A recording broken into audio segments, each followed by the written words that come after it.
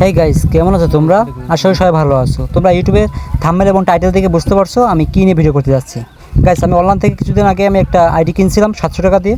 আমি ওই আইডিটা আমি গিভওয়ে দিয়ে চিন্তা করতেছি, যারা ভিডিওতে একটা লাইক করে দেবে এবং কি আমার ইউটিউব চ্যানেলটা সাবস্ক্রাইব করে পাশে থাকবে, তার জন্য আমি এই আইডিটা গিভওয়ে করে দেবো।